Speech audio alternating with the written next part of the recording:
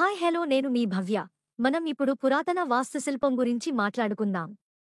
పురాతన కాలం నుండి అత్యంత ప్రసిద్ధిలో ఉన్నది ఈ వాస్తుశిల్పం. దీనిని నిర్మాణ విజ్ఞానం అని కూడా పిలుస్తారు. హిందూ పురాణాల ప్రకారం మొట్టమొదటి ఆర్కాలజిస్ట్ విశ్వకర్మన్. ఆయన దేవతల యొక్క నగరాలు, ఆయుధాలు మరియు రథాలను నిర్మించేవాడు. ఆయనకి హస్తకళలో అత్యంత నైపుణ్యం కలిగినవారు.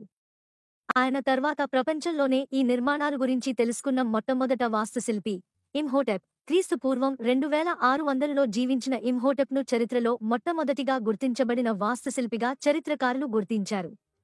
అతను రాతి ధరించిన భవనాన్ని మరియు వాస్తుశిల్పంలో నిలువు వరుసలను ఉపయోగించే పద్ధతిని కనుగొన్నాడు. ఇమ్హోటెప్ ఈజిప్షియన్ ఫారో జోసెర్కు సేవ చేశాడు. మరొక ముఖ్యమైన ఆర్కిటెక్ట్ షాజహాన్. ఆయన్ని ఆర్కిటెక్ట్ రాజు అని కూడా పిలుస్తారు. ఢిల్లీలోని ఎర్రకోట మరియు జామా మసీదు సివిల్ ఇంజనీరింగ్ మరియు ఆర్ట్ రెండింటిలోనూ అద్భుతమైన వాస్తు కళ కనిపిస్తుంది. ప్రముఖ భారతీయ వాస్తుశిల్పి బాలకృష్ణ విఠల్దాస్ దోషి, చాలా మందికి బివి దోషి అని పిలుస్తారు. ఆయన వాస్తు కళ నిపుణులు. మొట్టమొదటగా వాస్తుశిల్ప కళను పరిచయం చేసిన వ్యక్తిగా ప్రపంచంలో ఆయనకి ఒక గొప్ప స్థానమే ఉంది.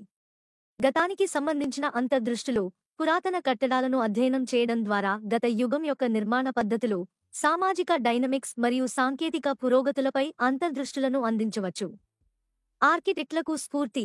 గతంలోని భవనాలను అధ్యయనం చేయడం వల్ల వాస్తుశిల్పులకు ప్రేరణ మరియు డిజైన్ నిర్ణయాలను తెలియజేయవచ్చు. ఆర్థిక ప్రయోజనాలు. చారిత్రక కట్టడాలు శక్తివంతమైన ఆర్థిక ఆస్తిగా ఉంటాయి, పర్యాటకులను ఆకర్షిస్తాయి మరియు స్థానిక కమ్యూనిటీలకు ఆదాయాన్ని అందిస్తాయి. చరిత్రలో ఆర్కిటెక్చర్ ముఖ్యమైనది ఎందుకంటే ఇది గతానికి స్పష్టమైన గత నాగరికతల విలువలు, నమ్మకాలు మరియు జీవనశైలిని అర్థం చేసుకోవడంలో మనకు సహాయపడుతుంది. సాంస్కృతిక గుర్తింపు. భవనాలు మరియు స్మారక చిహ్నాలు ఒక నిర్దిష్ట ప్రాంతం లేదా సంఘం యొక్క ప్రత్యేక సంప్రదాయాలు, నమ్మకాలు మరియు సౌందర్యానికి ప్రాతినిధ్యం వహిస్తున్న సాంస్కృతిక గుర్తింపుకు చిహ్నాలు. పర్యావరణ స్థిరత్వం. ఇప్పటికే ఉన్న భవనాలను సంరక్షించడం మరియు అనుకూలీకరించడం అనేది పర్యావరణపరంగా స్థిరమైన విధానం. విద్యావనరు. ఆర్కిటెక్చరల్ హెరిటేజ్ అనేది పాఠ్యపుస్తకాలు పునరావృతం చేయలేని లీనమయ్యే అనుభవాన్ని అందించే విలువైన విద్యావనరు. భారతీయ ఆలయ వాస్తుశిల్పంలోని ప్రధాన శైలులు. దేశంలోని 2 ప్రధాన ఆలయ నిర్మాణ శైలులను ఉత్తరాన నగారా మరియు దక్షిణాన ద్రావిడ అని పిలుస్తారు. మూడవ శైలి వేసారా శైలి, నాగరా మరియు ద్రావిడ నిర్మాణ శైలి యొక్క కలయిక. నగారా అనేది హిందూ దేవాలయ నిర్మాణ శైలి. ఇది ఉత్తర భారతదేశంలో ఉద్భవించింది మరియు శిఖరాలు అని పిలువబడే దాని ఎత్తైన పిరమిడ్ టవర్ల ద్వారా వర్గీకరించబడుతుంది. ఈ శైలి హిందూ దేవాలయ వాస్తుశిల్పంలోని 2 ప్రధాన శైలులలో ఒకటి. శిఖర, నగారా శైలి వాస్తుశిల్పం యొక్క అత్యంత విలక్షణమైన లక్షణం. శిఖర అనేది అభయారణ్యం మరియు స్తంభాల మండపాలపైన ఉన్న ఒక టవర్ లేదా శిఖరం. శిఖర అనేది విశ్వక్రమానికి మరియు దైవిక ఉనికికి ప్రతీక. లోపలి గర్భగుడి. ఇది దేవతతో వ్యక్తిగతీకరించిన సంభాషణను సూచిస్తుంది. కలశం. సంతానోత్పత్తి, ఉత్పాదకత మరియు పుట్టుకను సూచించే సింబాలిక్ నీటికుండ. మండపం. దక్షిణాదిలో అంత పెద్దగా లేని సభా ప్రాంగణం. వేదిక. నగారా దేవాలయాలు సాధారణంగా ఎత్తైన రాతి వేదికపై నిర్మించబడ్డాయి. దానికి దారితీసే మెట్లు ఉంటాయి. కేంద్రీకృత గోడలు. నగారా దేవాలయాల చుట్టూ కేంద్రీకృత గోడలు ఉన్నాయి. చెక్కడాలు. క్లిష్టమైన శిల్పాలు తాత్విక మరియు పౌరాణిక కథనాలను తెలియజేస్తాయి. గుప్త రాజవంశం 3వ శతాబ్దం సిఈ నుండి 543 సిఈ వరకు నాగరా శైలికి మొట్టమొదటిగా తెలిసిన పోషకుడు. 13వ శతాబ్దం సిఈ వరకు ముస్లిం దండయాత్రలు ప్రారంభమయ్యే వరకు ఈ శైలి ఉత్తర భారతదేశం అంతటా ప్రబలంగా ఉంది. నగర శైలి ఆలయాలకు కొన్ని ఉదాహరణలు భువనేశ్వర్లోని లింగరాజ ఆలయం మరియు ఖజురహోలోని కందారియా మహాదేవ ఆలయం. ద్రావిడ వాస్తుశిల్పం అనేది ఆలయ నిర్మాణ శైలి. ఇది దక్షిణ భారతదేశంలో ఉద్భవించింది మరియు దాని ప్రత్యేక నమూనాలు మరియు నిర్మాణాలకు ప్రసిద్ధి చెందింది. దాని ముఖ్య లక్షణాలలో కొన్ని. విమాన. ప్రధాన ఆలయ గోపురం జ్యామితీయంగా పైకి లేచిన మెట్ల పిరమిడ్. శిఖర. ఆలయం పైభాగంలో ఉన్న కిరీటం మూలకం అష్టభుజి కుపోలా లేదా స్తూపిక ఆకారంలో ఉంటుంది. గోపురం. ముందు గోడ మధ్యలో భారీ గేట్వే. గర్భగృహ. చతురస్రాకారపు లోపలి గర్భగుడి భారీ కప్పబడిన ఆవరణలో ఉంది. Compound wall. ఆలయం కాంపౌండ్ వాల్ లోపల ఉంది. కాంపౌండ్లో సాధారణంగా టెంపుల్ ట్యాంక్ ఉంటుంది. అనుబంధ పుణ్యక్షేత్రాలు. వీటిని ప్రధాన గోపురం లోపల లేదా పక్కన చూడవచ్చు. అంతరాల.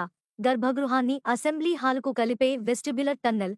ద్రావిడ వాస్తుశిల్పం దాని క్లిష్టమైన శిల్పాలకు ప్రసిద్ధి చెందింది. పల్లవులు 4వ శతాబ్దం ఏడీలో ద్రావిడ శిల్పకళకు పునాది వేశారు. 8వ శతాబ్దం నుండి 13 మరియు 14వ శతాబ్దం ఏడీ వరకు దక్షిణ భారతదేశంలో ఆలయ నిర్మాణ శైలి యొక్క ద్రావిడ శైలి అభివృద్ధి చెందింది. దీని తర్వాత 3వ శైలి వేసారా శైలి. వేసారా అనేది భారతీయ ఆలయ నిర్మాణ శైలి. ఇది ద్రావిడ మరియు నగారా శైలులను మిళితం చేస్తుంది మరియు బెల్ ఆకారపు నిర్మాణాలకు ప్రసిద్ధి చెందింది.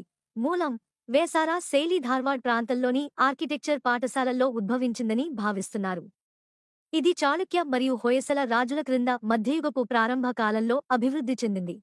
ఫీచర్లు: వేసారా శైలిలో పగోడా లాంటి శిఖరం, కొంచెం తగ్గిన ఆలయ ఎత్తు మరియు ద్రావిడ మరియు నాగరా శైలి అంశాల కలయిక ఉంటుంది. ఉత్తర మరియు దక్షిణ భాగాల నిష్పత్తి మారవచ్చు, ఇది వర్గీకరించడం కష్టతరం చేస్తుంది. ఉదాహరణలు: పట్టడకల్లోని పాపనాథ దేవాలయం మరియు బేలూర్, హళేబీడు మరియు సోమనాథ్పురలోని హోయసల దేవాలయాలు వేరా శైలి ఆలయాలకు ఉదాహరణలు. ఆర్కిటెక్చర్ అంటే భవనాలు మరియు ఇతర భౌతిక నిర్మాణాలను వివరించే సాధారణ పదం. భవనాలు మరియు నిర్మాణేతర నిర్మాణాల రూపకల్పన కళ మరియు శాస్త్రం. కొన్నిసార్లు ఆర్కిటెక్టోనిక్స్ అని పిలుస్తారు. డిజైన్ శైలి మరియు భవనాలు ఇతర భౌతిక నిర్మాణాల నిర్మాణ పద్ధతి. వాస్తుశాస్త్రం అంటే ఇంటిని అందించడానికి భవనాన్ని నిర్మించడం కంటే ఎక్కువ. వాస్తుశిల్పం మానవ జీవితాన్ని మెరుగుపరిచే లక్ష్యంతో ఉంది. జీవితంలోని అన్ని కార్యకలాపాలకు కలకాలం, ఉచిత, సంతోషకరమైన ప్రదేశాలను సృష్టించడం. ఆర్కిటెక్చర్ యొక్క అతి ముఖ్యమైన పని ఏమిటంటే అది నివసించే, పనిచేసే లేదా దానిలో కలిసే వారికోసం ఒక జీవన విధానాన్ని ఎలా సృష్టిస్తుంది. ఆర్కిటెక్చర్ అనే పదానికి మూలం గ్రీకు ఆర్కిటెక్టన్, మాస్టర్ బిల్డర్. ఇది అర్థమే ఎందుకంటే పురాతన గ్రీకులు వాస్తుశిల్పంలో చాలా నైపుణ్యం కలిగి ఉన్నారు. ఆర్కిటెక్చర్, డిజైన్ మరియు బిల్డింగ్ యొక్క కళ మరియు సాంకేతికత నిర్మాణానికి సంబంధించిన నైపుణ్యాల నుండి వేరుగా ఉంటుంది. వాస్తుశిల్పం యొక్క అభ్యాసం ఆచరణాత్మక మరియు వ్యక్తీకరణ అవసరాలు రెండింటినీ నెరవేర్చడానికి ఉపయోగించబడుతుంది మరియు అందువలన ఇది ప్రయోజనాత్మక మరియు సౌందర్య ప్రయోజనాలకు ఉపయోగపడుతుంది. సాంప్రదాయ వాస్తుశిల్పం. పురాతన గ్రీస్ మరియు రోమ్ల వాస్తుశిల్పం, ముఖ్యంగా గ్రీస్లో 5వ శతాబ్దం బీసీ నుండి రోమ్లో 3వ శతాబ్దం సిఈ వరకు, ఇది కాలం మరియు పెడిమెంట్ను నొక్కిచెప్పింది. గ్రీకు వాస్తుశిల్పం ప్రధానంగా పోస్ట్ అండ్ బీమ్ సిస్టంపై ఆధారపడింది. స్తంభాలు భారాన్ని మోస్తున్నాయి. చరిత్రపూర్వ వాస్తుశిల్పం అనేది వాస్తుశిల్పం యొక్క ప్రారంభ రూపం. ఇందులో సుమారు 3000లో నిర్మించిన నిర్మాణాలు ఉన్నాయి. ప్రారంభ బిల్డర్లు నివాసాలను నిర్మించడానికి వారికి స్థానికంగా ఉండే పదార్థాలను ఉపయోగించారు.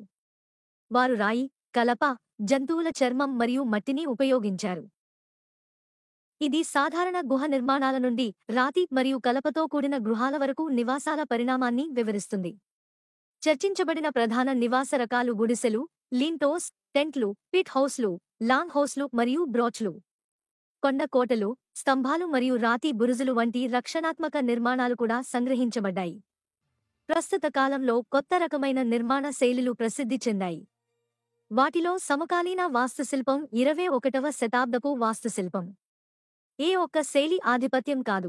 సమకాలీన నిర్మాణ శైలి, స్పోర్టింగ్ క్లీన్ లైన్లు మరియు అలంకరించబడిన వివరాలను నివారించడం. సమకాలీన గృహాలు సాధారణంగా ఫ్లాట్ రూఫ్లు మరియు అంతులేని డిజైన్ అవకాశాలతో రేఖాగణిత ఆకారాలతో రూపొందించబడ్డాయి. అలాగే భవిష్యత్తు వారికి అర్థమయ్యేలా ఫ్యూచరిస్ట్ ఆర్కిటెక్చర్ అనేది ఇటలీలో జన్మించిన 20వ శతాబ్దపు పూర్వపు వాస్తుశిల్పం. ఇది వేగం, చలనం, ఆవశ్యకత మరియు సాహిత్యాన్ని సూచించే పొడవైన డైనమిక్ లైన్లతో వర్గీకరించబడింది. ఇది ఫ్యూచరిజంలో ఒక భాగం. కవి ఫిలిప్పో టోమాసో మారినెట్టి స్థాపించిన కళాత్మక ఉద్యమం. ఇది మన పురాతన కాలం నుండి వస్తున్న వాస్తుశిల్పం యొక్క కళాపోషణ. ఎన్ని మార్పులు జరిగినప్పటికీ మన పురాతన కాలం గురించి మరియు వాస్తుశిల్పి యొక్క నిర్మాణ శైలి గురించి ఇప్పటికీ తెలియచేస్తూనే ఉంటుంది. మనం ఏ దేవాలయాలకు వెళ్లినా మనకి ఈ వాస్తుశిల్పం కళ మనకి చరిత్రని తెలియచేస్తూనే ఉంటుంది. ఇది ఈ ప్రపంచంలోనే అత్యంత నైపుణ్యం మరియు కీలకమైన వాస్తుకళ. మీకు ఈ వీడియో నచ్చినట్లయితే మా ఛానల్ని సబ్స్క్రైబ్ చేసుకుని పక్కనే ఉన్న బెల్ ఐకాన్ ని క్లిక్ చేయండి. మా డైలీ అప్డేట్స్ మీకు వచ్చేస్తాయి. ధన్యవాదములు.